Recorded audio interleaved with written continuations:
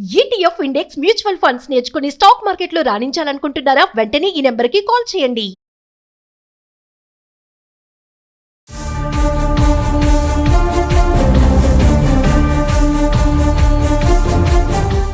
Suman TV ప్రేక్షకులకు నమస్కారం.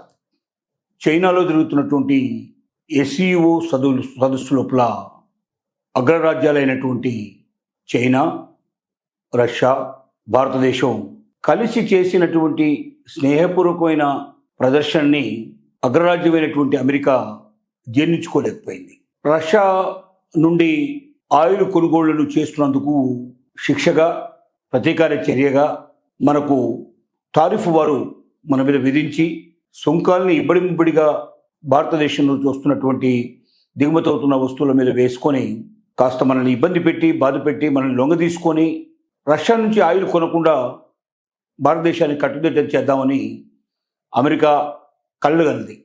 కానీ ఒక్కసారి రష్యా, చైనా, అమెరికా మూడు అగ్రదేశాలు కలిసి ఒక సమ్మిట్లో పాల్గొని ద్వైపాక్షిక చర్యల ద్వారా ఒక దేశానికి ఇంకొక దేశం, మూడు దేశాలు కూడా కలిసి కూడా పాల్గొనడం, ఈ మూడు దేశాలు కలిస్తే ఎంత ప్రమాదమో అమెరికాకు తెలుసు. ఎందుకంటే మూడు దేశాలకు సంబంధించిన మొత్తం జనాభా చూసుకుంటే సుమారుగా 350 కోట్లు, అంటే ప్రపంచ మనలో ఉండే జనాభాలో దాదాపుగా సగం జనాభా ఈ మూడు దేశాలు కలిపి ఉండేటువంటి జనాభా ఉంటుంది. అలాగే అణుబాంబు శక్తి కూడా చూసుకున్నట్టయితే ఈ మూడు దేశాల శక్తి చాలా అద్భుతమైన శక్తి. ఈ మూడు దేశాలు కలవకుండా చేయడానికి ఇంతకాలం అమెరికా అనేక రకాల ప్రయత్నాలు చేసింది. చైనా కూడా రష్యా దగ్గర క్రూడాయిల్ పర్చేజ్ చేస్తున్నప్పటికీ చైనాకు ఏ శిక్ష విధించకుండా, చైనాకు ఏ రకమైన టారిఫ్ విధించకుండా, మరింత గొప్పగా టారిఫ్ విధించకుండా ఏదో మామూలుగా అలా పైపైన కొంచెం ఏదో ఎక్కువ చేసినట్టుగా చేసి కంటి తుడుపు చర్యగా ప్రపంచానికి చూపించింది.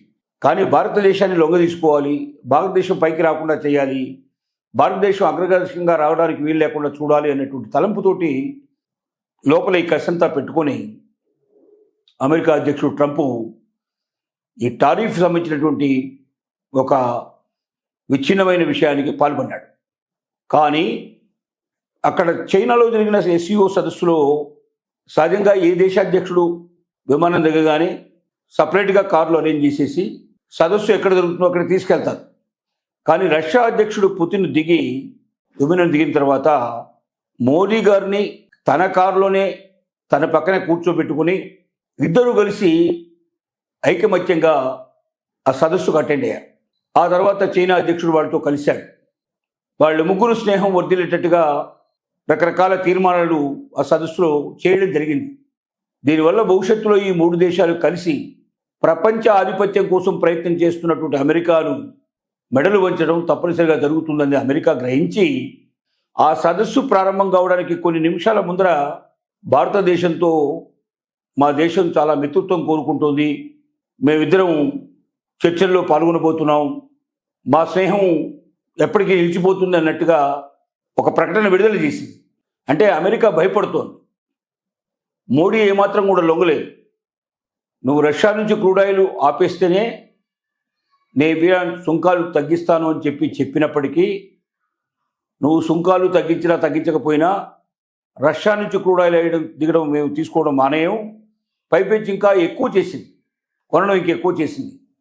అంటే అమెరికాకు ఏమాత్రం కూడా భయపడే ప్రసక్తి లేదు అంటూ ప్రపంచానికి అందరికీ తెలిసి వచ్చినట్టుగా మూడు చర్యలు ఉన్నాయి. ఇది చూసిన తర్వాత అమెరికాకు వణుకు పుట్టింది. వెన్నులో వణుకు పుట్టి ఎలాగైనా భారతదేశాన్ని మంచిగా చేసుకోవాలి, మిత్రదేశంగా చేసుకోవాలని, ఇప్పుడున్న మిత్రత్వం పోకుండా కాపాడుకోవాలని చైనా సదస్సు ప్రారంభానికంటే ముందే ఒక ప్రకటన చేసి భారతదేశంతో తనకు మిత్రత్వం కావాలని, అది భవిష్యత్తులో ఇంకా బాగా కొనసాగాలని ఆతృతను వెలుబుచ్చింది. కానీ ఎస్సీఓ సదస్సులో చైనా లోపల సభ్య దేశాలన్నీ తీర్మానం లోపల భవిష్యత్తులో మొత్తం అమెరికా యొక్క ఆధిపత్యాన్ని చలాయించకుండా ఉండేటువంటి కొన్ని రకాల నిర్ణయాలు అక్కడ తీసుకోవడం జరిగింది. ముఖ్యంగా డాలర్ విలువ తగ్గించినట్టుగా ప్రత్యామ్నాయంగా దానికి సంబంధించినటువంటి కరెన్సీని బలపరిచేటువంటి ప్రయత్నం చేద్దామనేటువంటి నిర్ణయానికి కూడా వచ్చినట్టుగా తెలుస్తోంది. అలాగే రష్యా చైనాలతో కూడా మరింత వ్యాపారాన్ని విస్తరించుకొని అమెరికాకు పంపుతున్నటువంటి ఏవైతే ఐటమ్స్ ఉన్నాయో టారిఫ్ల వల్ల, అక్కడ పెంచిన టారిఫ్ల వల్ల అమెరికాలో అమ్మడం కష్టంగా ఉన్నటువంటి సరుకునంతా కూడా మిగిలిన దేశాలకు పంపడానికి కూడా తీర్మానం జరిగింది. ఇంకోటి, పహల్గామ్ యుద్ధం లోపల జరిగినటువంటి ఊచకోత, కొంతమంది భారతీయుల్ని పాకిస్తాన్ ఆటంకవాదులు వచ్చి ఏ రకంగా ఊచకోత కోసారో ఆ సంఘటనని, ఆ సదస్సులో అటెండ్ అయినటువంటి మొత్తం దేశాలని ఖండించేటట్టుగా ఉగ్రవాదం ఆ రకంగా జరిపినటువంటి దాన్ని సమర్థిస్తున్నటువంటి పాకిస్తాన్ను కూడా అక్కడ విమర్శించేటువంటి పరిస్థితులు ఏర్పడ్డాయి. ఏకగ్రీవంగా పహల్గామ్లో జరిగినటువంటి దాడికి స్ఫూర్తిగా స్మరించుకుంటూ చూస్తూ అందరూ దాన్ని ఖండిస్తూ ఏకగ్రీవ తీర్మానం చేశారు. ఇది భారతదేశానికి ఒక మంచి సూచన. భవిష్యత్తులో ప్రపంచ దేశాలని కలిసి వచ్చే అవకాశాలు కనబడుతున్నాయి. అమెరికాను ఏకాకి చేసినా ఆశ్చర్యపోవాల్సిన పరిస్థితి లేదు. కాబట్టి ఇవాళ భారతదేశం అంటే ఒక్కసారిగా ఉలిక్కిపడేట్టుగా అమెరికా తయారైంది. తొందరలోనే బహుశా భారతదేశంతో చర్చలు జరిపి ఈ పెంచినటువంటి టారిఫ్లు తగ్గిద్దామని మనం ఆశిద్దాం.